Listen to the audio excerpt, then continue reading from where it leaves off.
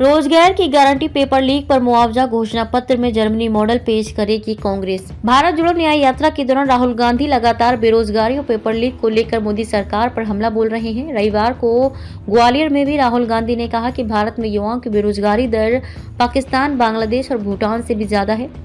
वहीं एक रिपोर्ट में दावा किया गया है कि आने वाले लोकसभा चुनाव में कांग्रेस पार्टी को ही भाजपा के खिलाफ बड़ा मुद्दा बनाने वाली है। कांग्रेस अपने घोषणा पत्र में कुछ ऐसे वादे करने वाली है जो कि अब तक नहीं किए गए हैं।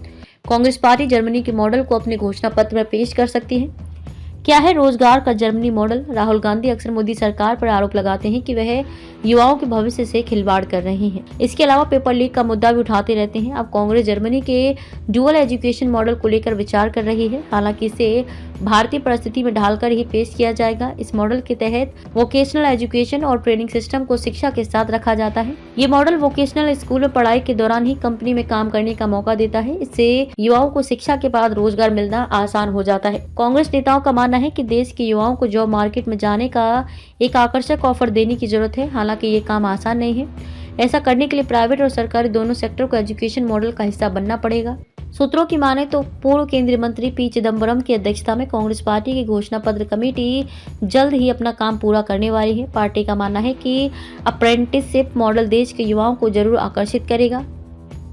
संभव है कि घोषणा पत्र में ही अप्रेंटिसशिप पीरियड और उसके साथ मिलने वाले स्टाइपेंड के बारे में बताया जाएगा। वहीं सूत्रों के मुताबिक बताया गया है कि इस मॉडल के तहत युवा आसानी से नौकरी शुरू कर सकते हैं। ये रोजगार के अधिकार की तरह का मॉडल है जिसमें कोई भी 1 साल के लिए हक से नौकरी मांग सकता है।